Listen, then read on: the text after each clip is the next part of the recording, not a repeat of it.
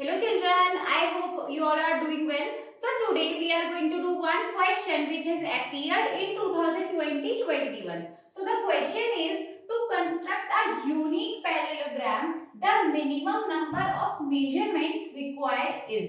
किसी भी unique parallelogram को बनाने के लिए हमें मिनिमम कितनी मेजरमेंट्स की रिक्वायरमेंट होती है ये हमें यहाँ पे पता करना है. ठीक है. सो आपके पास ऑप्शंस है A option 2, B option 3, C option 4 and D option 5. Okay. सो अब हम देखते हैं पहले कि पैरेललोग्राम क्या होता है. ठीक है. Parallelogram is kind of quadrilateral. ठीक है. एक पैरेललोग्राम भी हमारा क्वाड्रिलेटरल होता है. इसको आपको और अच्छे से बताने की भाई आपको ये पता नहीं चल रहा कि पैरेललोग्राम में क्या है, तो मैं इसको और स्लेंटिंग वे में बना देती हूँ जिससे आपको प्रॉपर दिख सके. ठीक है. कैसा होता है? ऐसे स्लेंटिंग लाइंस होती है पैरेललोग्राम में, है ना. अब आई थिंक ये आपको लग रहा होगा पैरेललोग्राम. मेरी ड्राइंग इतनी अच्छी नहीं है, इसी से काम चला लेना. ठीक है. चलो ये हमारा पैरेललोग्राम हो गया. अब सबसे पहले पैरेललोग्राम की प्रॉपर्टीज क्या होती है? उसकी ऑपोजिट साइड्स पैरेलल होती हैं बट नॉट इक्वल. ठीक है. सो आपको ये मिसकंसेप्शन नहीं होना चाहिए कि पैरेललोग्राम की ऑपोजिट साइड्स इक्वल भी होती है. ऐसा नहीं होता है.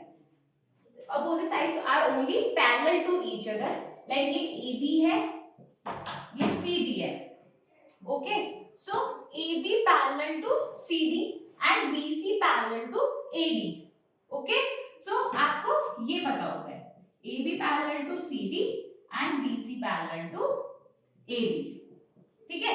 ये इक्वल टू नहीं, पैरेलल, ये आपको पता होना चाहिए.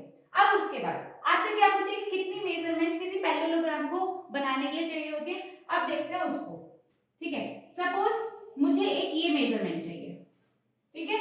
इसकी हमें मेजरमेंट चाहिए. सपोज ये a सेंटीमीटर. ठीक है. अब हमें ये तो पता है कि पैरेलल होती है उसके अपोजिट साइड्स, बट हमें मेजरमेंट नहीं पता. तो हमें एक सेकंड मेजरमेंट भी साइड की वाली पता होनी चाहिए. ठीक है. ये सपोज हमारी हुई b सेंटीमीटर. ठीक है. अब हमने एक साइड की पता चल गई, दूसरी साइड की पता चल गई. दो मेजरमेंट्स तो हमारी आ गई, है ना. अब हम थर्ड पे जाते हैं. थर्ड की हमें रिक्वायरमेंट है. सपोज हमने ये वाली थर्ड ले ली. थर्ड वाली मेजरमेंट हमने ये पता चल गई हमें c सेंटीमीटर. आपके पास तीन मेजरमेंट्स आ गई, a b एंड c. भाई ये पैरेलल है, ये पैरेलल्स होती है. अब आप बोलोगे भाई फोर्थ की भी तो पता चलनी चाहिए.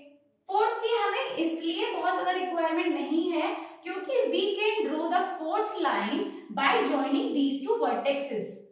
ठीक है, ऑफ पैरेललोग्राम. सो आप इजीली फोर्थ को, अगर हमें मेजरमेंट्स नहीं भी पता होगी, आप इजीली इसे पैरेलली ड्रॉ कर सकते हो by joining these two vertexes, इस लाइन के जस्ट पैरेलल. ठीक है. तो अगर आपको ये नहीं भी पता है तो आपको मिनिमम तीन मेजरमेंट्स तो पता होना ही चाहिए पैरेललोग्राम के लिए.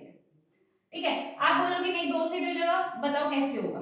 आप बोलोगे कि भाई पैरेलल होती है, हम ये वाली भी तो ड्रॉ कर सकते हैं, पर आपको कितनी ड्रॉ करनी है ये कैसे पता चलेगा?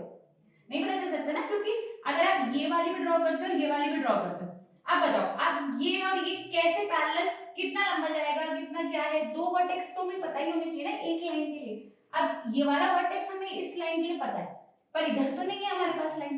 तो दो मेजरमेंट से हम पैरेललोग्राम नहीं बना सकते.